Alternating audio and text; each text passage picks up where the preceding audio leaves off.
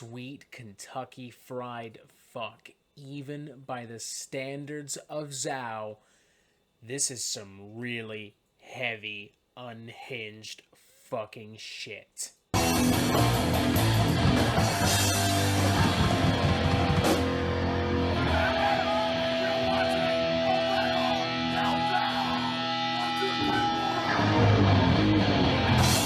Despite being responsible for some of the most entertaining and genuinely interesting metalcore of all time, namely records like Where Blood and Fire Bring Rest, Liberate to Examphiri, and the criminally underrated Funeral of God, Zao have always been underdogs of the American metal scene, never quite rising to the level of adoration and commercial success that bands like Hatebreed, Converge, Killswitch Engage, As I Lay Dying, and many more would see through the late 90s and into the 2000s. Even in retrospect, it's kind of hard to figure out exactly why these guys weren't bigger and more successful. I don't know, maybe it had to do with the constant lineup changes, maybe it had to do with the band's Christian image.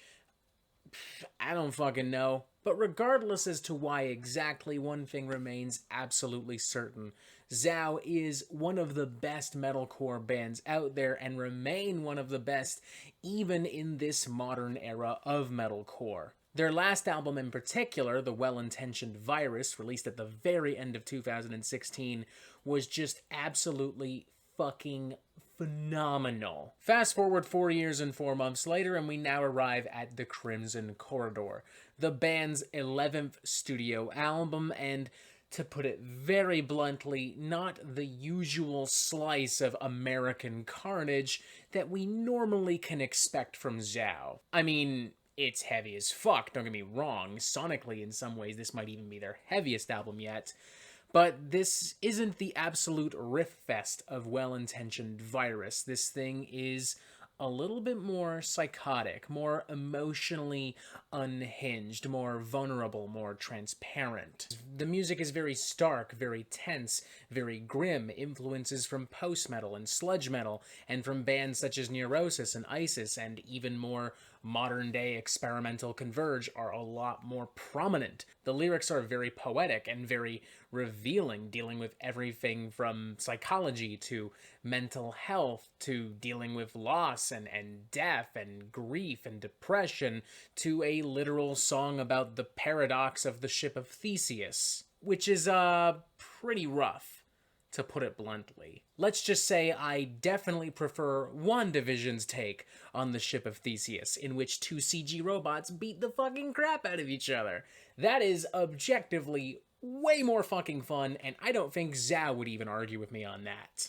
Now, Zao, to their credit, have always been a brutally honest fucking band, but this record is so brutally honest that it almost shows a different type of band altogether. It shows Zao at quite possibly their most mature and introspective moment to date. After the very lumbering, atmospheric, and foreboding piece Jaws of Dread, the album officially kickstarts with the aforementioned Ship of Theseus, a very dry and occasionally awkward number with some complicated grooves and some disgusting fucking vocals. For 4 minutes, it intentionally pokes and prods with venomous barbs as if its own life depends on it, constantly assaulting you with these oddly bloodthirsty mathcore rhythms and percussion and guitar riffs, all the while delivering some of the most thought-provoking lyrics on the entire album, even using the actual psychology behind the Ship of Theseus to make some kind of statement on where Zao stands in 2021. Writing here, nothing can ever stay the same. Disrupted function, collapse the waveform. This is the Ship of Theseus. We are fragments of the frame, composing a new identity from the protopile remains. Like I said before, ladies and gentlemen, definitely a far cry from CG robots punching the shit out of each other. And of fucking course the madness does not end there. Take for instance the track The Final Ghost, which combines some very airy and anguished post-metal arrangements with some very sludgy breakdowns and some more very cryptic and archaic lyrics. almost reading like some classic goth or horror literature, namely in passages like this: "In the beak of the raven hangs the rabbit's child, shrieking in terror before its mother's eyes. Mother leapt in vengeance, her mind aflame. She drove her dull teeth deep in that raven's neck." Then you have something like The Crimson Corridor, which stands out as perhaps one of the most painful and demented cuts on the record, particularly as it kind of slogs on these very monotonous and heavy doom-laden passages.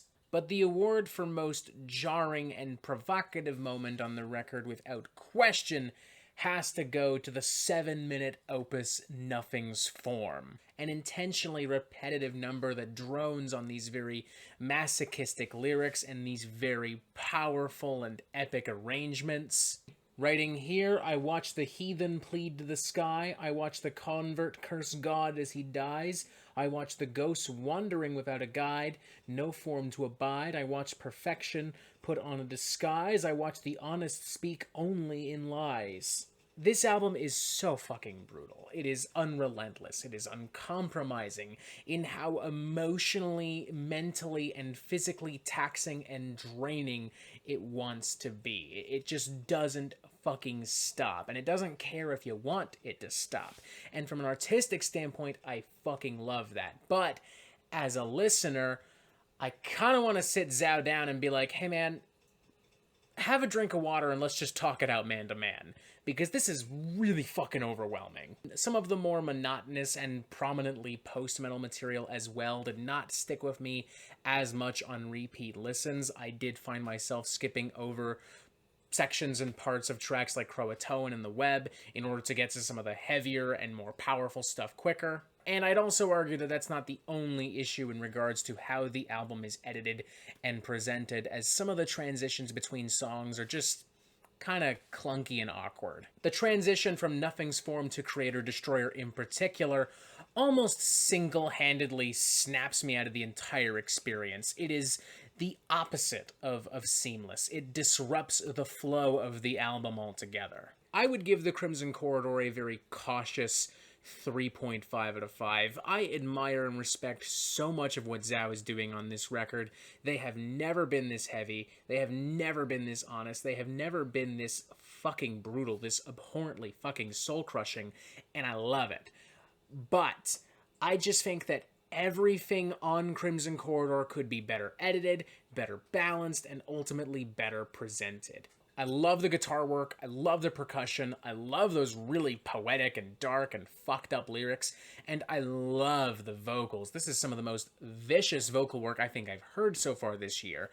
I just don't think that the album as a whole needed to be as utterly overwhelming as it turned out to be. And I think that as a result, it's kind of turning me off of this, and I imagine it'll do the same for a lot of other listeners.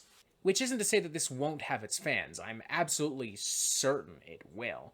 In fact, I've seen some pretty glowing reviews across the board for this album, which is great. I love seeing Zhao finally get some much-needed recognition. But is this an album I'm going to put on over Funeral of God or Well-Intentioned Virus or even some of their really old classic records? Probably not. Not for a while, at least. Not without, like, a strong bottle of fucking whiskey at hand, and perhaps a box of tissues. I would encourage all of you to still check out this record regardless of where you stand on Zhao, because an album of this type is going to elicit a lot of different reactions, which is going to make this a fun record to talk about in the coming days and weeks. But I would also encourage you to be 100% prepared. Not 80%, not 90%, not 99%, 100% prepared. Because this album, for better or worse, is the sonic equivalent to somebody just rubbing salt in an open wound for an hour. And Zhao will do exactly that if you present them with an open wound. So be careful.